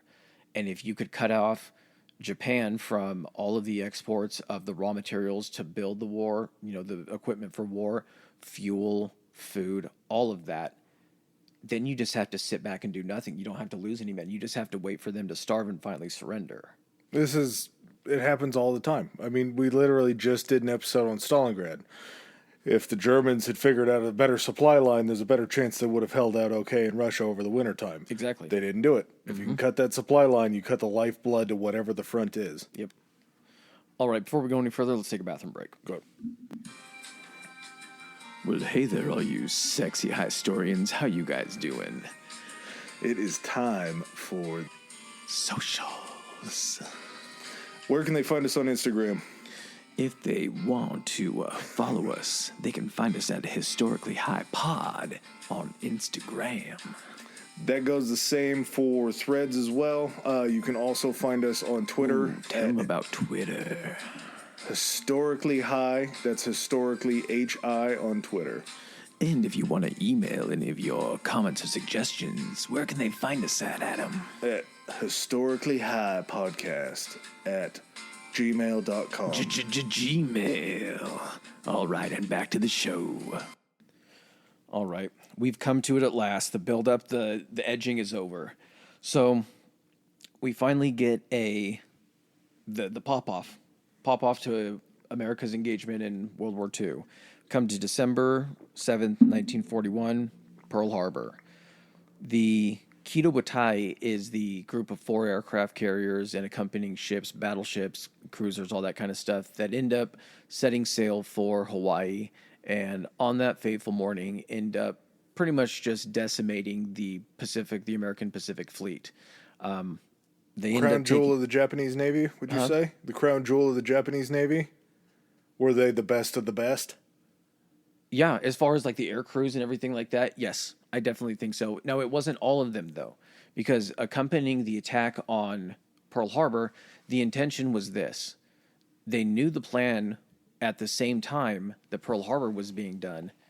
There was a French, not French Indochina, I just said that during our break, Dutch East Indies, Philippines, New Guinea, and I'm trying to think of French Polynesia. They were all attacked at the same time by the Japanese Navy and the Japanese Army. So they were doing all this at the same time, and they knew in order to, you know how they had that previous belief that they should after conquering all that, allow the American fleet to come in? Yeah. They were like, why don't we just hit them all at once, and then we can buy ourselves way more time, because then the American fleet can't even move in. So they approved this plan of Yamamoto. So Pearl Harbor goes off, and they didn't catch any of the American carriers, which was Yamamoto's main goal, because he knew what the carriers meant as far as like projection of power. They ended up sinking a bunch of the battleships that were there. I think all of them sustained damage in one way or the other. The port facilities essentially were damaged from being able to repair anything, and it severely weakened America's position in the Pacific to where I think there were a total of 3 aircraft carriers and like a couple battleships that were available, and the area in which they had to cover to try to then move over to challenge the Japanese, who had not tried to take over Hawaii but just came in for that fucking haymaker. Yep. They hauled ass back to Japan, and now we're left here to be like, how do we respond to everything that's going on with our allies down in Southeast Asia? We're not able to hit a single to get back into the game, or a double. In order to get the people that just got us, we got to run the whole way back. And everyone kind of had their version of a Pearl Harbor. So December 10th, the Prince of Wales, which was a British battleship, and the HMS Repulse, which was a battle cruiser, they were attacked and sunk by torpedo bombers. This was kind of one of the first instances where they found out that not having air cover as a battleship or any type of surface ship was almost a death sentence, because there was no one aside from the anti-aircraft fire to try to shoot down these dive bombers and torpedo bombers. The RAF that was stationed, and this actually I think took place in, where was it? This took place kind of in the kind of the Southeast China Sea, like kind of the Indian Ocean kind of area, because that's where the British were kind of hanging around. And the RAF that was stationed closest didn't even hear about the attack for an hour. So by the time they heard and they could try to scramble their planes, everything was already done and decided. So even things like that, to where you've taken out a battleship and a battle cruiser, these things are precious resources. First of all, the treaty has limited these other countries to only building a select few. They can't be replaced in like that. They take years to actually build. So you've permanently damaged them for at least a year and a half from not having that ship there. Not only that, but in order to then bring another ship over there to try to, counterattack or anything, you have to then weaken your position over in the Atlantic. There's really nothing to spare. So each of these ships that are sunk, it's a huge loss. Did Pearl Harbor follow along the doctrine of the decisive battle, or was this just the opening salvo with the decisive battle to come? Yamamoto didn't believe in that Oh, doctrine. that wasn't his. Nope. His position, he didn't want to go to war with the United States. He's like, I don't want to go to war strictly for the fact that I know this is a losing war. But if I'm going to be forced into this position, then we have to. It's a high risk, high reward. If we can cripple the Americans' fleet ability to challenge us and make war, what we can do is we can create such a defensive perimeter, because when it comes to land-based aircraft versus carrier aircraft, the advantage is always for land-based aircraft because they can just fly over land and ditch, have an easier place to crash land. They're not contingent on that ship just having to be that one place to go. Yeah. So they're like, if we get to a position where we're taking over all this territory, by the time they can even respond to get anyone down here, we're going to have these places so fortified that when they get their carriers close enough to actually hit us, that means they're close enough to be hit. So we just launch all our planes and sink them. We're set. And so Yamamoto's like, we just have to do this as quickly as possible and establish a foothold, and then by the time they start to be able to challenge us, they're going to see what their losses will be. They would beat us if they kept at it, but we're hoping that we can demoralize them so much with these losses initially that they'll just be like, okay, shit, let's just be cool. Let's call it good. You guys keep what you have, and we'll just don't go any further. Leave Australia alone, and we're good. And they'd be like, okay, fine. We'll try to run back the Sino-Japanese, or the first Russo-Japanese War. Yeah, and during the sinking of the Prince of Wales and the Repulse, so 4 torpedoes hit each boat. So you could see how effective these torpedo bombers were when there was no air cover. Yeah. But out of 49 torpedoes. So these ships were steering and dodging these torpedoes left and right. It basically kind of changes the game because of this. The Brits are like, we can no longer send down these ships by themselves. We now have to be in a position where we have to send carriers or have planes with them at all times. It changes the formation of how these navies actually operate. So, a country that you alluded to earlier was an island country that used the Navy as defense, just realized what Japan already knew. So the game now becomes protect the carriers. It's not really, the battleships are kind of relegated to, in these other navies, to support roles of being like, you're the most important ship and the most protected ship to protect the carrier. Mm-hmm. And if any of these other ships get inside of her and try to, then your job is to step in and do this. Other than that, protect this one. Usually what kind of signified that shift is you would always see, for the most part, the admirals or commanders of these fleets take the carriers as their flagships. Usually it was the most prestigious or powerful ship that they determined. What was Yamamoto on? Yamamoto during he wasn't there during Pearl Harbor. He was there during Midway, but he was 600 miles to the east in the battleship group that was supposed to move in after they softened up the island and take over the island and then wait for the American fleet to come in. Okay, so he wasn't leading from the front. No, and they never, I think they kind of charged toward the Americans at one point after they lost 3 carriers, but then they never ended up engaging them. Okay. So May 31st, 1942, so we're just kind of trucking along. We get the Indian Ocean raid. I'd never even heard of this before, and it kind of opened my eyes to where stuff is located. So in late 41, Japan had actually invaded South Burma by coming in through Indochina, French Indochina, which is Thailand now. So they invaded both those countries, and because they're both attached, they just keep moving themselves closer to India, which essentially is a British protectorate at that point. A massive British colony. And they had a fleet sent down there because the British are still trying to get all of these supplies to Australia. So they're like, go mess with their shipping, cut off Australia, and it's going to bring the British to the table a lot faster for just calling these territories a lost cause and moving on. Not a bad strategy so far. It's not. I mean, if you're really thinking about it, the support for these countries is so far away. The Pacific theater of war was Japan versus the United States. I'm not trying to take away anything from the other countries that participated because they held the line for a long time, like Australia being able to hold that area to give a reprieve and places for our troops to go. But when it came down to the main engagements and the application of like equipment and what we dedicated to that, it was Japan versus the United States. In the early stages, the Japanese had to push out the other countries and get rid of their forces there. Once they did that, it was just kind of a one-on-one type thing. There was this Hitler guy that was causing them a few more issues closer to home to deal with. Yeah. And so, you know how like India kind of juts out into the Indian Ocean? It has that kind of long tapering.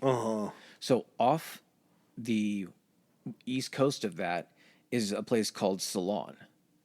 And that's where Sri Lanka is. Oh. I didn't know where Sri Lanka was. So they had a naval base at Sri Lanka where like a lot of the British naval ships would go to resupply because it was a British protectorate. So they end up attacking that and basically send 5 aircraft carriers, 4 battle. I mean, they're committing huge resources to basically pushing them out of that area. They end up attacking Ceylon, and 8 British warships are sunk. So they've dealt another huge blow to the British and effectively kind of made them like a non-player in that theater for a little while. They had to pull back any of their remaining fleet assets, I think, back to East Africa. Well, yeah, you're not... There's no reason for you to resupply those 8 ships down there. You are previously engaged with something that's more important than... Well, and here's the thing, too, is, you know, if you're dealing like when we're talking about the European theater, when you're pulling back or you're having to retreat to a line, it's like a retreat of like a couple miles. Yeah. Like we had to retreat back to the line 10 miles behind us and we lost that chunk of land. That's where then you can stage to make your counterattack to then push forward.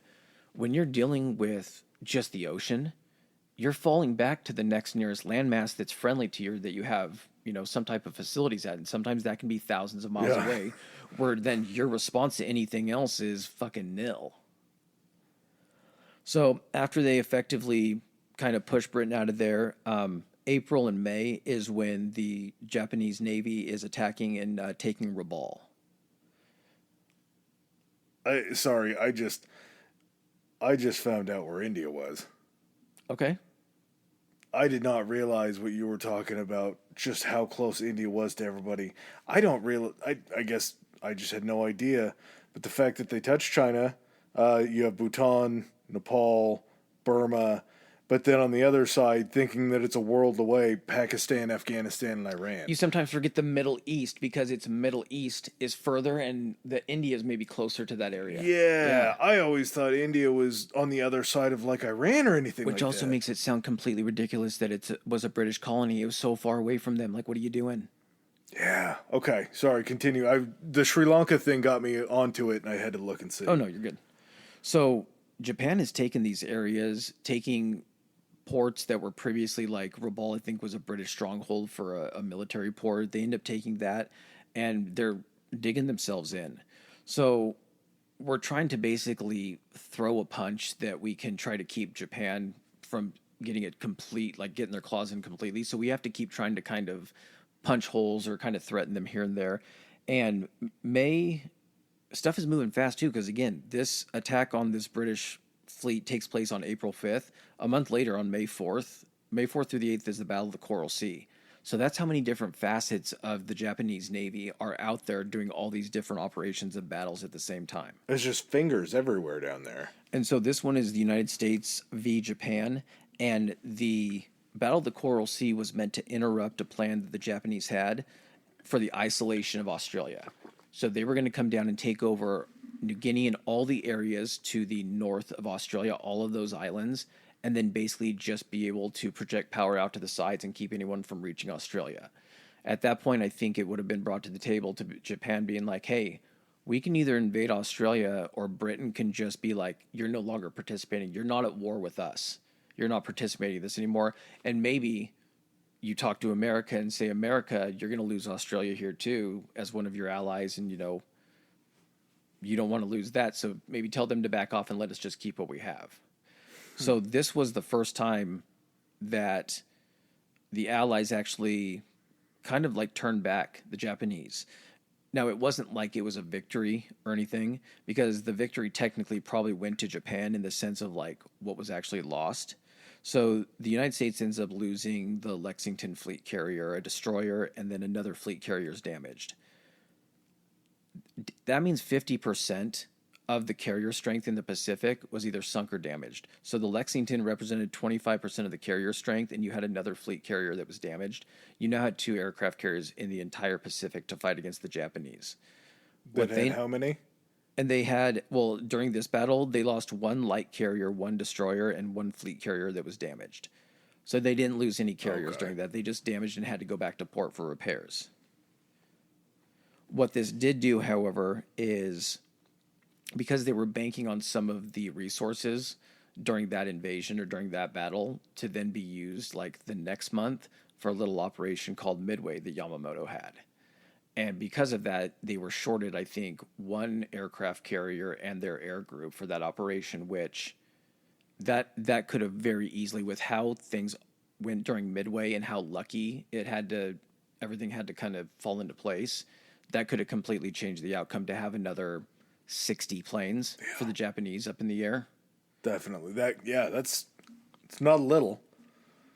So the ship that was actually damaged down there after the Lexington was sunk was the Yorktown, I believe. It hauled ass back for Hawaii and got to Hawaii. I think they said 3 days. I think we mentioned this during the Midway episode. Like, pulled into Hawaii, pulled into dry dock, and I think the admiral there at the time, I'm trying to remember, might have been Nimitz. I think he came aboard and was like, you got 3 days to get this thing in fighting condition. It had a hole in the flight deck from where a bomb had hit. Like, patch the shit with whatever you have to. This thing just has to be able to land and take airplanes off because we need it. We need the planes during this operation. Did he fix a flight deck in 3 days? They worked in shifts, worked all the way through the nights. I mean, all you got to really do, because the flight decks were made of wood, you just have to cut out all the bent metal and everything. Yeah, armored flight decks weren't a thing. We'll get to in a second, but it might have been a little bit of metal, but they were wood on top, and they did not stop anything from puncturing through. Bombs went straight through them. So, might be dumb too. There's no asphalt or concrete or anything on these things? Are they all steel flight decks? I don't know about modern aircraft carriers, if there's some type of like stuff that's put on top of it, like a tarmac or something thin to protect against the wear and tear. Well, and even just for traction. Yeah, it was wood. Oh my gosh. Yeah. Like, if you see and look up some pictures, look up like a colored photo of like one of the Japanese carriers, and it's literally just like, you could almost tell it's like teak or bamboo. Wow. It's like light wood. Yeah. It's pretty crazy. So they end up patching this ship up and getting it out to sea to actually participate in Midway. And the whole deal with Midway, go back and listen to the episode because it's got a ton of cool information, especially the code breaking stuff and how we actually won Midway, the Battle of Midway. But in essence, you had 4 Japanese carriers coming out. And the plan was, because Midway was halfway between Hawaii and Japan, it was in possession of the United States. We had an airfield there. It was 2 tiny little islands, an airfield on one of them, and then I think a smaller airfield and some like resupply facilities on the other. But it would also give the Japanese a place to put long-range bombers to try to threaten Hawaii and keep us back there. One step closer. So the plan was to invade Midway, and it was a secret operation. How the United States ended up finding out about it is this code-breaking team in Florida called Station Hypo. They were intercepting Japanese radio traffic. This is super geeky, but I just realized that like everyone had radio communications, and you had to go radio silent, because when you're sending a radio signal, you can only receive and tell what that is saying if you're on the same frequency. So that's how you communicate back and forth. But if you're in a position where you're just simply using location detecting equipment to detect any radio signal, you don't have to know what it's saying. You're just detecting and seeing if there's a radio signal out there, knowing that like, okay, the Japanese probably have this capability for an 80-foot or an 80-mile range on their radio signal communication. You now know there's a Japanese or another boat 80 miles somewhere around you. Due in that direction. Yeah, so you can tell at that point kind of where you might not get the message, but you can tell there's a message being sent. So all of this communication with Japan is coming out, and they're receiving all of these signals, and they're starting to build essentially a library, this code breaking department and starting to crack the IJN naval code, basically. And they break enough of it to where they're able to tell certain details about when they're planning operations, ship movements, and by that point they can tell, well, if they're consolidating forces, they're getting ready for an operation. So they understand that they're getting ready for this operation, but they don't know where it's going to be. The guys in Washington and Naval Intelligence think it's going to be an attack like closer to the Philippines or down in the Marianas. These guys in Hawaii are like, we think it's going to be Midway because this is why it'll give them a foothold. It'll keep us back in Hawaii. It's their best shot. Yeah. So he's like, we need proof. We're not going to approve you to do an operation unless you have proof of this. So they have Midway basically they communicate with them via underwater cable, which again is fucking insane that there's a continuous underwater cable all the way from Midway to Hawaii. It's fucking bonkers. And that it's not the only one. Yes. That they're everywhere. And so they communicate with Midway via this secured line because it's not a radio signal. They can't be intercepted. They get on the horn with them and they're like, hey, you need to report back to us on an open frequency that you guys are having problems with your water purification system and that it's going to need to be repaired. So they're like, cool. So they report back open frequency, station Hawaii, this is Midway, our water purification is down. A little bit later, they intercept a communication from the Japanese, and they had intercepted previously this that the target was going to be, I think it was AG or something like that. I can't remember the designation for it, but they didn't know what this was. So during the Japanese communication, what they were able to decode of it, it says AG short on fresh water. And they're like, that's how we know the target is. So the Americans end up planning a sneak attack on the Japanese by positioning their aircraft carriers and then jamming as many planes onto Midway as they can. They knew the time, they knew the date, and they knew within a few miles where they're going to be showing up. And so they had launched their planes early in the morning from Midway to try to find the Japanese fleet. And Japanese fleet had no idea that an American fleet was there. They send all their planes to go bomb Midway. And through a series of luck throughout the day, I'm not going to go into because there's a whole episode on it, the Americans launch planes, and due to their tactics, they're launching these planes, little groups at a time, where the Japanese are coming at the Americans in these huge waves. Well, it ends up being that because these little groups are just like, they're flies flying around the Japanese, they're getting decimated. But they're keeping the Japanese swatting around and not being able to recover and launch planes and do anything. A couple groups of these dive bombers end up sneaking up on them and getting through and discovering the fleet. And within an afternoon, the Japanese, which is up to this point, has never been, defeated. They've been forced to turn back and abandon an operation, but they've never been defeated yet. They lose 4 of their carriers in this single afternoon. Now, the impact that has is not only on the material aspect of it, of losing all of the carriers, which take, again, years to replace, but you're also losing all of the planes that were going to land back on those carriers, which means you're going to be losing most of the pilots who are your experienced pilots. And because the carriers are going down, and a lot of them are going down with heavy losses of life, because once these things get hit, the under portion of these carriers is just a magazine for torpedoes and bombs and gas. So once these things get hit, once these fires get out of control, these just explode, killing thousands. And now you've lost your carrier, basically your carrier crew, who know how to refuel and rearm the planes and have been training since the second Sino-Japanese war of doing this stuff. You've lost almost an irreplaceable amount of people that are in these skilled jobs that made your Navy such a powerhouse to begin with. Well, something that I was just thinking about as you were talking about, all that is a tremendous loss. But you also were losing everything that you factored into your next step going forward, too. Yeah, you factored in your plans going forward after Midway. These carriers were due to go somewhere. These planes were due to go somewhere. Yeah. So when you completely throw a wrench in those plans, everything at that point needs to be altered and changed. And when you lose, if you just on careful, or not a careful, but just kind of a lowball estimate, most of these carriers, these fleet ones, would probably carry a complement of somewhere between 60 and 80 planes of different types, fighters, bombers, and torpedo bombers. When you're no longer able to reroute that type of air power somewhere else to help out with an invasion of an island or a defense of an island, and the Americans have those extra 60 planes, that's the win. Yeah. Right there. That's the advantage. The Japanese end up losing the 4 carriers. 248 aircraft were destroyed, and over 3,000 of their guys were killed, when the Americans actually lost 150 aircraft and 307. And we lost one of our fleet carriers that they ended up getting through and bombing. Was it the Yorktown?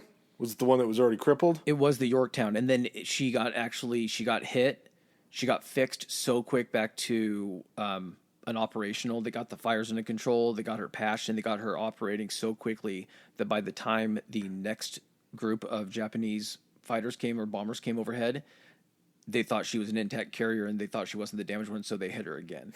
And then the reason she ended up getting sunk is because they were towing her back to, I think, Hawaii, and a Japanese submarine snuck up on them and torpedoed it. And so they ended up having to just scuttle it. But it had already been cleared off of all its sailors. That's why there wasn't a huge loss of life. Yeah, well, the old girl's already been attacked enough times. Eventually, it's not just going to keep bouncing back. In 42, they also did this. There was this thing going on called the Solomon Island campaign. Solomon Islands are a stretch of islands, essentially kind of there closer to Australia and everything. And over the course of 8 months of trying to defend these islands and take more land, it was a slow just grind of a war of arbitration of who was going to lose. And over the course of 8 months, War of attrition? in arbitration. Jesus, thank you. Attrition. The arbitration was not occurring yet. Yeah. Time for arbitration is over. It was a war of attrition. And over the course of these 8 months, despite them funneling all of these supplies, Navy resources and everything, they ended up losing this campaign. So 2 pretty big losses back to back. And it's the first time that they've lost. And again, they really don't have an idea of what to do now that they're back on their back foot. This kind of essentially is the peak. Before Midway, that was the peak of what the Japanese Navy was doing. Now we're going to start on the decline. Japanese don't know if it's the decline because, crazy fact about Midway too. Any of the survivors of Midway, all the guys that had happened to have made it onto a rescue ship, destroyer stuff picking up, still all those skilled guys, maybe pilots and everything, anyone that took part was then sequestered in Japan for the rest of the war. So they couldn't talk to anybody and tell them about the loss of the 4 Japanese characters. Oh, the Japanese. Oh, wow. And so not only did you lose everyone that died during that, all of the guys that were still alive that could have contributed were kept away from everybody else, basically interned for the remainder of the war so they couldn't tell about that.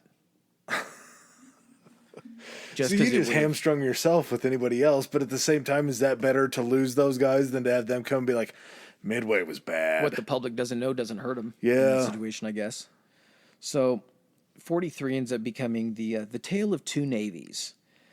In April of 43, the main man that's been the idea guy in the Japanese Navy, Yamamoto, is killed during Operation Vengeance, in which the United States intercepts his travel plans, traveling between certain islands when he was around doing kind of an inspection tour. And they end up sending a bunch of P-38 Lightnings, which are these badass dual engine fighters, and end up sending a group of them to hunt him down, and they end up shooting down his transport plane into the jungle somewhere, and he ends up getting killed. At that point, there's no one else that's on his level. It's like when they rank quarterbacks and you have your tier 1, tier 2. Yeah. He's tier 1, and everybody else is maybe sniffing tier 2, probably dropping down to tier 3. So the order of 1943 is basically Japan is okay, we've got what we intended to get. Now we're just going to dig in and defend it until we can basically cause enough casualties that they're going to come to the table for arbitration. Did I use that correctly? Yeah. Okay. So at this point, because we're 2 years into it, maybe a little less than 2 years, because 41, it was December that we got into it. So a little over a year, our industry has switched over now to manufacturing, and we're cranking out ships, planes, we're training soldiers, pilots. We're dialing shit up, and we're pretty much throwing everything we can into the Pacific. Anything that's not having to be kind of brushed over to the Atlantic, it's going to the Pacific to end this thing. between 43 and 44, kind of the transition, Japan starts to kind of feel the pressure of all of this might of industry and all of these troops and everything starting to kind of push into their territory, and starts losing its hold on some of these areas. And it comes to June of 44, we get the Battle of the Philippine Sea. And this is what's known as the Great Mariana Turkey Shoot. We touched on this, I think, kind of just during the Pacific Theater overview episode. And this is basically, it's almost like it's the Hail Mary, because the guy underneath Yamamoto was one of those guys that believed in the decisive battle. So they're, and I don't know if it was like justification that they lost 4 carriers, that he was like, see, so we're going back to this decisive battle thing. And they still had battleships and everything. They still had some carriers, but I mean, really depleted as far as experienced guys go. And so the guy that took over, Admiral Konga, he's like, this is our chance for the decisive battle. It was called Plan Z. And he comes up with this plan. If we're to Plan Z, what do we go to next? We just start naming it differently. It changes into words, actually, to be honest with you. Well, during this point, they plan this Plan Z, and then Konga ends up dying in March of 44. So then it ends up, he is actually shot down, and I think he crash lands, and he dies during the crash. He's flying, and in another plane is his chief of staff. Chief of staff's plane also crashes. I think he survives, but his briefcase floats. And in the briefcase is the plans for Plan Z. Oh, no. And the briefcase is recovered by Filipino guerrillas, and it's shuttled back, and it's taken back to Douglas MacArthur. And so now the Americans have the plans for this, and it ends up being tailored into this thing called Operation A Go. So they go back to A, and then they're just adding words now to it. So Plan Z becomes Operation A Go. And it's going to be this all-out offensive where they're going to use what remaining, strength they have with their battleships, carriers, and they're going to supplement their losses by having a bunch of aircraft on all these little islands that they have. They're going to, like, whatever planes we don't have for the carriers, it's all going to be land-based, so we're still going to be able to field a sizable force. As long as they come within range of these islands, they're going to be effective. Well, around this time, because, we still are affecting shipping. You still have fights that are going on, and supplies aren't flowing back. When you're in conflict, those supplies aren't going to flow as easily as when no one was fighting against you. So they start to actually get short on oil tankers that are able to transport the oil from, like, the Dutch East Indies back to Japan to be refined. So they start being forced to use this unrefined petroleum in these ships, and it starts, like, damaging the boilers and the boiler tubes. Apparently, being unrefined somehow makes it more explosive under certain conditions where there's more vapors, and so it can become more explosive. So you have this fuel that you're putting onto these ships, who the main method of sinking these things is dropping explosives on them or launching explosives into them under the water. So everything is kind of starting to come back against Japan at this point. And because we know the plan for this Operation To Go for the most part, on June 12th, the United States preemptively attacks the Marianas Islands. So there's like a string of islands, and there were some, I don't know if Guadalcanal or Peleliu and that area was in the Marianas. Saipan is where the Marianas is. Saipan, Guam. Yep, okay. So they basically attacked the Marianas, and at that point are able to get into a position where they have a foothold that is in range of their long-range bombers to Japan. So up to this point, after Pearl Harbor, the only time Japan has actually been hit is when the Doolittle raid happened, when they launched those bombers off of the carrier and bombed Tokyo and then flew into China, and a bunch of them had to ditch and were captured and all that kind of stuff, but a huge group of them did survive. They met actually every year after that until the last one died, and they had like each had individual cups with their names on them, and every time a guy would die, they would set his cup up in this case to retire it. So there were enough of them that survived this, but that was the first time Japan had actually been bombed by the United States. It was more of a symbolic attack because it was right at Tokyo. Yeah, this was taking off the glove and slapping them across the face with it. It was like, you're not untouchable. Like, we can get to you now, but we're going to get to you even more later. And this was the opportunity. And so because of that, Japan was like, okay, the Kentai Kessen has come, the decisive battle, because if they get a foothold and can start bombing the Japanese home islands, everything that we've dedicated ourselves to doing has been for nothing. So they commit all serviceable ships. They're pulling resources from other locations. And the flagship was this carrier called the Taiho. Great Phoenix is what the translation was. And it was kind of the next generation of their aircraft carriers. Now, they were building these things, but they were crewing them with people that kind of didn't know what they were doing compared to the other crews that were on them. And their air wings were constituted kind of piecemeal of pilots that didn't have a ton of experience. So for as advanced and capable as this aircraft carrier was, because it had belt armor, which was kind of new for aircraft carriers, so it could take and withstand more torpedo attacks. What's belt armor? Belt armor is like if you look on a ship and you look down where like the water line is. Oh, belt it's armor reinforcement. It would be armor that is placed in the Okay. position where a torpedo would hit, and then normally it's armored up to a point where if you're looking at a ship, it armors only a certain way down and then like closes off the necessary sections of the ship that would need to be protected to keep it from sinking. Okay. It also had an armored flight deck, which it was the first carrier for Japan. They had lost enough by getting dive bombed that they're like, we gotta have this one not get fucking dive bombed and have it be knocked out of action. So the Japanese fleet ends up meeting on June 6th, kind of in the western Philippine Sea, and there's such a large fleet that it takes them a full day with a ton of tankers just to refuel the fleet for this operation. So they just have to basically sit there, like they probably have like a natural atoll or in a harbor or something, and they're just being refueled for an entire day before they ship out. June 6th, 19... June 16th, this would be 44. Oh, 16th. So we're how many days removed from D-Day?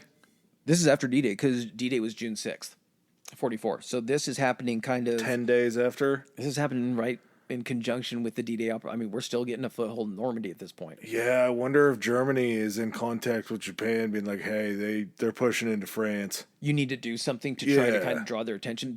I didn't think about that either. That's a good point. Huh. It had become a situation of multiple types of desperation needing to all do something at once. So this ends up being just as bad as it could possibly be for the Japanese Navy. The first day, they end up losing 350 aircraft versus 30 on the American side. They had just been pulling people. You had American pilots and American carrier crews that had now been doing this. And the advantage, too, that the Americans had is when the Japanese were assigning carrier crews, you never left that carrier. That was your home carrier. The United States had it to the point when, like, we can send this air group over to this carrier and everyone knows how it works uniformly. You know, there's a uniformity to everything. So they had a lot more flexibility in replacing air crews to carriers who had lost a lot of planes. Be like, no, take some of these, we'll rebuild your strength, and you guys can use these guys for now. Well, because of that, you have these carriers that are filled with all of these experienced pilots. Especially if a carrier gets hit, you have pilots that are landing on other carriers and being taken in and surviving, and then they're set to fly another day. So you have a lot more of these guys that are coming through these engagements with experience where a lot of the Japanese pilots never make it out. And that ends up leading to this huge disparity. And that's on day one. They also lose 2 carriers along with the air crews for those carriers in the first day. Day 2, they end up losing 3 carriers, another 350 aircraft, and 200 land-based aircraft. So they lose 550 aircraft in the second day. And the carriers. Yeah. And at this point, five carriers are knocked out of commission during that operation. 550 airplanes.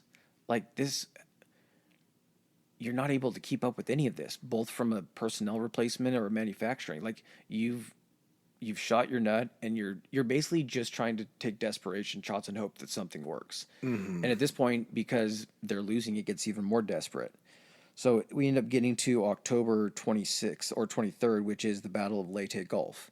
So, I mean, there's not a lot of time. 19th of June, and then just a few months later in October, this ends up being the largest naval battle of World War II. And when it comes to personnel involved, it's the largest naval battle that's ever occurred in history. 200,000 personnel were involved in ships, aircraft, involved in the fight. So not on land. There were probably some land-based aircraft that were Yeah. taking out island targets and stuff like that, or trying to bomb over. If you have the option, because you can store so many more planes. As soon as you take over somewhere, you're getting planes to that location. So land-based aircraft, you're able to launch a lot more of them and probably recover a few more of them. And also, if you launch off your carrier and all of a sudden your carrier comes under attack and it has to hightail it 15, 20, 30 miles the other direction to try to get safe, and you're coming back and you're like, oh shit, your carrier's going to radio and tell you and be like, hey, we have this island over there. That's where you're going to go ahead and park, refuel. We'll meet you at this coordinate, and then they'll end up meeting up again. So having those areas to land on is huge. Yeah. Keeps you from losing guys. So Japan has basically less capital ships at this point in the war than the United States has aircraft carriers. Capital ships at this point are battleships and carriers. So those two combined don't even get to the amount the United States just has in carriers alone. So that kind of shows you, just from an industrial standpoint, within just that 2-year period, the United States is just cranking shit out at a breakneck pace. Some of the numbers are pretty insane for like what at the start of the actual war itself. So Japan, by the numbers at the start of World War II, has 12 battleships, 13 fleet carriers, 7 light carriers, 10 escort carriers, 18 heavy cruisers, 25 light cruisers, 169 destroyers, 180 destroyer escorts, and 195 submarines. They're huge. And that's all the extra building that they were doing probably during the time when they couldn't focus on any of these capital ships, right? And so, I mean, their forces have just been whittled down, and they have no hope of replacing these losses, where America is just like, oh, you lost a carrier. Well, here's 2 fleet carriers to make up for that. Or, oh, well, 2 weeks from now, we've got another fleet carrier coming off the line, plus those 2, escort carriers. So we're all good. Do you have all the pilots and all the crew? Yeah, we got them out. Like, okay, fantastic. Crew this ship and you're good to go. So, I mean, the flexibility in how these things operated, the rigidity that the Japanese had for not being able to alter their tactics, is what kind of doomed them from the beginning, even though they had that first streak of success right there at the start. During the battle, this was actually the first occurrence. Kamikazes were not a occurrence that was throughout the entire war. I know when it's kind of painted like that, people think that just from the onset, the Japanese were just launching planes into ships. It came out of a point of desperation, where it wasn't until this point where they were just trying to throw the biggest punch they could at the time. They're like, so if you can't hit the plane, if you're not a good enough pilot to dive bomb this thing and then pull up and get out of there, we're just going to take that part about pulling up and worrying about that out of the equation. You just point the nose of the plane, keep the bomb attached or the torpedo, and point the nose of the plane at the ship, and you won't miss. So this was the first occurrence of organized kamikazes. You still had pilots that were damaged that would turn around and try to hit a ship, but this was the first organized where it's like, this is what you're going out here to do. I think that's a massive misconception, because I always attributed kamikaze pilots to Pearl Harbor, and I don't think there ever were any, were there? Not intentionally. Besides the guys that were just trying to ditch and take out as much as possible. Yeah, I think that's the case. This was the last battle between battleships in history. This is the last time that this was the death throes of the battleship. So There have been conflicts since then, but not battles, right? there have been conflicts in which battleships have been used against like land-based targets, like shit. Like we sent Battleship Missouri, the one that's in Pearl now. Yeah. We sent that one over, and it was still operating during Desert Storm and still using its guns to shell targets inland. During Desert Storm? During Desert Storm, because it had a bunch of Tomahawk missile launchers put on it and everything. Yeah. Huh. I didn't realize that lifespan was that long. Yeah, but this was the last one, last time that, and this had been something that was the cornerstone for any naval war in history. It was always, back when it was man of war ships against, the Spanish Armada and the English Navy, cannons going at each other, broadsides and stuff. This was the death of that kind of philosophy of warfare. Because, I mean, if we think about it today, man, it's all aircraft carriers and then the little ships that just go around them. That's all any country ever really focuses on now. And submarines. Yeah, there's never going to be anything close combat enough to need another destroyer like that. So, during this battle, the United States, and this is all manner of ships and everything. The United States had about 300 warships and vessels during this battle. The Japanese had probably a little bit over 67. The United States had 35 carriers. Thinking of the amount of planes that could just be in the air at this time. So the Japanese had 6 of them. The United States had 12 battleships. The Japanese had 7. 24 cruisers for the United States, 19. They were outclassed and everything. I mean, destroyers alone is kind of a huge number. 116 for the Americans, 35 plus for the Japanese. And when it comes to like describing the amount of these other ships that they had, basically what this means is when these carriers would set up and start launching operations, you'd have the carrier in the middle, and then just basically a concentric circles around the carrier, you would have all these other ships. So closest in would be like your battleships, then further out would be like cruisers, and then you would have like further out your destroyers. The United States also, throughout the course of the war, had a huge advantage for defensively having radar. I don't know how, but for the longest time, the Japanese did not have any form of radar on their ships. And so what would end up happening is they would have these, I was talking about the defensive rings for the United States.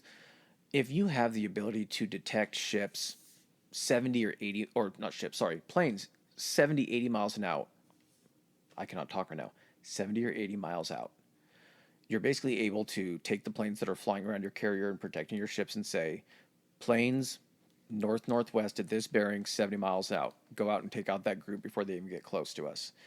You also are able to then keep your ships much tighter around the carrier to where if a plane does get through, the fire that's coming off of those ships in tighter circles, it's just throwing up a wall of lead for these planes to try to get through. So it's much harder to get the carriers. When you don't have radar, what you have to rely on is you take that circle of destroyers or ships, you have to widen that out. If you want to get that 80 miles of warning, you got to put them out around 80 miles so they can see the planes flying in. Then radio into the next ring and be like, hey, we got planes incoming. But the fire, you're now missing that fire from all those destroyers. And once you get past those cruisers, now they can't contribute and shoot down planes. So by the time you get to these carriers, not only are you arriving at these carriers, but any of the planes that went off to chase down other bombers or fighters, they're having to try to call back because guess what? Aircraft carrier didn't know they were coming because they didn't pick them up on radar. Radar seems like something that they should have had too, just because it's not like you can't really create a land-based. I guess you can create land-based radar, but it seems like that would be so much more of an in-the-air type thing. I'm sure they had that, and very few of their ships, the ships built later, did have those. Yeah, but when they needed it most, they didn't during those earlier engagements. Like for the U.S., radar was something that went south and poorly at Pearl Harbor. But then we had figured out how to use it because wasn't that the deal with Pearl Harbor? Was they detected ships or they thought it was a flight of like B-17s or something coming in from the mainland. They were there to supply, and so they just kind of ignored it.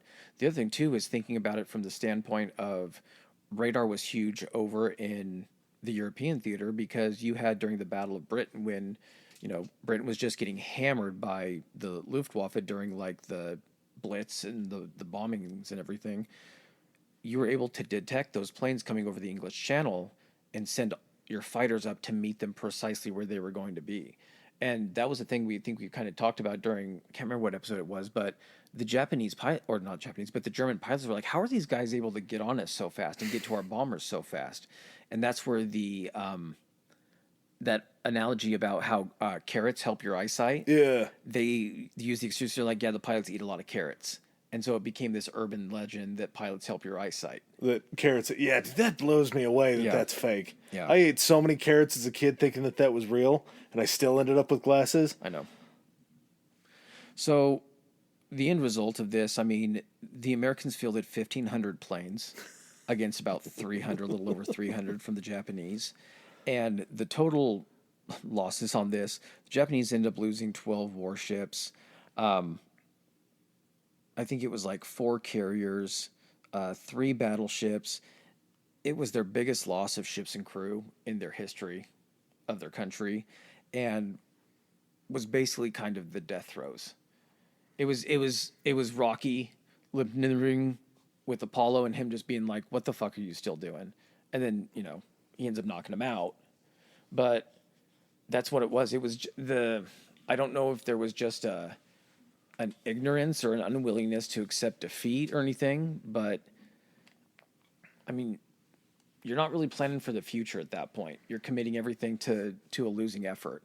And at that point too, I think what they knew is that it's not like we can fuel these things anyway. We're not getting any fuel. They've cut off all of our shipping. So if we can't try to take them out here, these things are just going to be sitting in harbors, which they're just going to fly bombers over at this point and bomb them. Which, coincidentally enough, by May of 1945, basically any of the ships that they kept and were able to bring back and park in these harbors, they were mostly destroyed. Didn't have any fuel in them. And by July, all but one capital ship was sunk by raids that came over Japan. So as soon as we had the ability to start sending bombers over Japan, we were just wiping out military targets. And why not? I mean, maybe that was the plan the whole time for Japan, was they just knew that it would be something where the public would see them going down swinging, even regardless of how stupid strategically it was. No, the public was never told. It was always fucking rainbows and butterflies. But at least when the story actually had to come out and surrender was there, they can say we fought to our last breath to try to make this happen. Like, it wasn't like we held anything back. We threw everything at them that we could, even though we did lose. It wasn't for lack of trying. They were trying to find the honor in it, or something like an honorable defeat.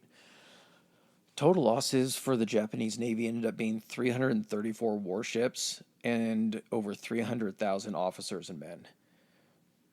Kind of the point you were talking about where maybe, the public not knowing a lot about it and trying to spin that. I mean, when you stop getting letters from someone that you've always been getting letters from, and all of a sudden your neighbor talks and you're like, wasn't your kid on this? And like, your kid was on that one. They're like, haven't heard from him on. They're like, yeah, probably on like a secret mission, right? And he's like, secret mission. I'm sure that's what it was, but just probably not knowing. They weren't releasing to the public when a ship went down, or like when a big ship went down. They just, your son is on a mission for the Empire, some shit like that. Like, be proud. Was there any other time in history, do you think, that they thought maybe if one of these goes down, we'll get the addresses of all the mail that they're getting and just write them back some fake letters to try to keep up this illusion that they're still alive? Would they go that deep into the propaganda of trying to make it look like everything was okay to just write phony letters home from these people on ships?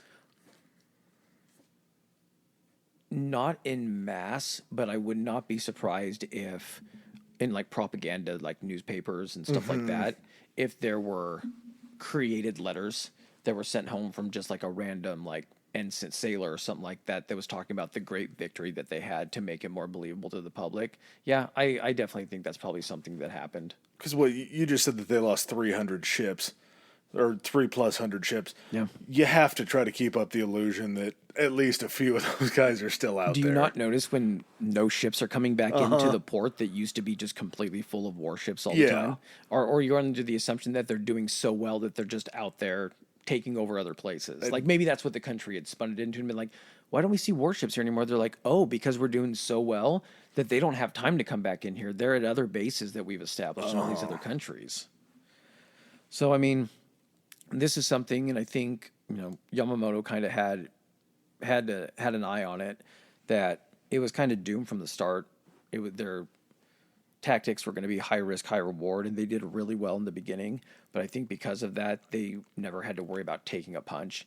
And that one time that they took their first big punch, it was so devastating that they were on their heels for the rest of the war.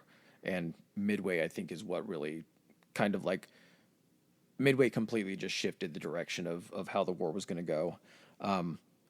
Losing Yamamoto as well, like, his operations had success, but as soon as you lose him and you lose that acumen and that, military genius that he may have had for naval warfare, the next guy in line is not going to be as good, or maybe thinks in a different manner, and that's the doomed path.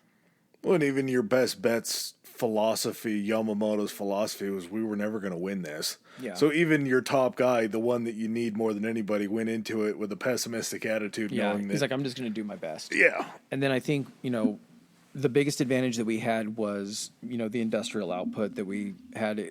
No one could compete with that. And that's why essentially that's why the war ended. If we wouldn't have gotten involved in the war, it would have taken a lot longer to win. And once we got involved, we just poured everything into it and tried to end it as quickly as possible. I think another huge contributor that probably goes under the radar and doesn't get as much attention. I want to do an episode. I don't know. We've been kicking around starting to do maybe some mini episodes and maybe doing them like on a Patreon and everything for topics that maybe have like a half hour content, because we love doing these full ones for you guys. We're not going to put this behind a paywall because this is our bread and butter. This is what we like doing. But if we have these topics that are really interesting, but we can't justify trying to stretch them out and bore you guys for 2 hours on them, we want to have an avenue in which we can offer that bonus content. And one of those things could be, Station Hypo and the ones that broke the Japanese code. For the rest of the war, for a good portion of it, up until I think maybe a year before the Japanese surrendered, they kept using that code. And we would keep having ideas of where they're going to be popping up and what they're going to be doing. So that's another, huge contributing factor of someone that wasn't even manning guns or flying a plane. It was just the intelligent aspect of it. If you know where they're going to be, it's so much easier. Yeah. But just, I know it's another World War II topic. I know, guys. I'm obsessed with this shit, but it's endlessly fascinating, and if you kind of break it down, it provides a lot of insight on why things went the way that they did. And it's the different perspective that we never got. Yeah, exactly. I never heard anything really about Japanese World War II side and what they went through and all that, because it was always, we were trying to figure out the American wins from our side as opposed to looking at how the Japanese lost something instead of us winning it. And at the same time, like, it's so weird because Hitler is just such this massive figure that you can just direct all of your anger and hate to about World War II, that, Japan doesn't get, like, I think when it boils down to it, even though they got us into the war, I think when people are talking about World War II, it's like, yeah, we went against Germany. It's not we went against Japan. It's we went against Germany and Japan and then Italy. Italy gets thrown in there like maybe once every third time people are talking about it. But the longest war that we did fight was against the Japanese, and it was in the Pacific. That war started before the war in Europe for us, and it ended after the war in Europe for us. So I think as we go on talking about World War II and doing those episodes here and then, we're probably going to shift over a little bit more into the Pacific theater. This topic has opened up a lot of curiosity about like the Sino-Japanese War and all the stuff that went on between the Japanese and the Chinese, and kind of all of the countries that the Japanese went in and conquered, because they were there for years, doing crazy things to the people that lived there, and all of the different island campaigns, Guadalcanal, Iwo Jima, Okinawa, that stuff, all needs to get its episodes as well. For what we know now, I mean, Hitler was the driving force in Germany and in the European theater. Hirohito wasn't Hitler. That wasn't his aim or his goal, but there has to be somebody that was sort of like a Hitler or a Hitler-esque figurehead to guide. There was the guy that was asking Hirohito if it was okay, telling him what he wanted to do, convincing him why he needed to do it, and then getting permission. I want to know who that guy is. They got to be there. There has to be a Goering. There has to be a Goebbels. I want to know who the Japanese Gestapo were, because they had a secret police that were brought up during this. Oh, last little bit of information. It's just a cool little tidbit. So in 44, 45, Japanese knew they were losing horribly. They were trying to go ahead and do any Hail Mary they could. And so they developed this like huge aircraft carrier. Like the largest one they had done. It was built on the frame of one of the largest battleships, the Yamamoto class that they did. So they get this thing, they build it really quick. They're 4 months ahead of schedule. They get the thing launched and everything. They're like, okay, we're sending it from somewhere like on the eastern coast of Japan, but more north. We're sending this down to the Kure shipyards for final refitting. And Kure was more in the southern portion. It was in this little like cove and everything. It's where a ton of the ships were manufactured. It gets like 3 hours into its voyage, 65 miles out from the coast, and it gets spotted by an American submarine. Because at this point in 44, we're just fucking around Japan the entire time. And lone submarine, and this captain's looking through, and he's like, that's a fucking aircraft carrier. And so he ends up launching 6 torpedoes. He's like, just launch a spread at it. He launches, and he dives to 400 feet just to get out of danger, and ends up hitting this thing 4 times. Oh. The captain of it, I don't know if the captain was just like, fuck it, the war's already over. Captain was just like, just keep going forward, and it's just dumping water into this thing. And it ends up flooding the boilers and all this kind of stuff. It was called like the Shimano, I think, or the I can't remember what the name of the aircraft carrier was. So he ends up like reporting back. He's like, "Hey, I sunk an aircraft carrier," and they're all looking at military HQ or Navy HQ, and they're like, "Well, we have a listing of all the aircraft carriers and all that kind of stuff that we're aware of. We're like, we don't see another one that's not accounted for." And he's like, "I'll draw you a picture of it." And he traces a picture, and they're like, "That's this class of aircraft carrier." And they didn't find out about this until I think after the war. This guy didn't get recognized and get awarded any type of medal till after the war. But they ended up finding there were only 2 known pictures of this thing. One was taken from a surveillance plane, and another was taken as it was leaving port by a guy on a tugboat. And that was the only pictures that existed of this thing, and he wasn't recognized. I just imagine this guy being like, "I really did torpedo a carrier," and they're like, yeah, sure you did. It's like, I had my guy look through the peephole to tell me it was a carrier. He sunk the Bigfoot of carrier. Yeah, exactly. I just thought that was cool. That sucks. But, yeah, but he ended up getting recognized for it. So. Good in the end, I guess. But yeah, just a very fascinating topic to me. Just the amount of stuff that goes into this, and kind of just gives you a detailed look into what it takes to both win and lose a war. But anything else? From the other side. Exactly. That's the whole thing, is to know what we were against kind of makes it almost that much more impressive that we were able to overcome. Exactly. Yep. All right, guys. Thanks for joining us on this episode, and we'll catch you next week. Peace.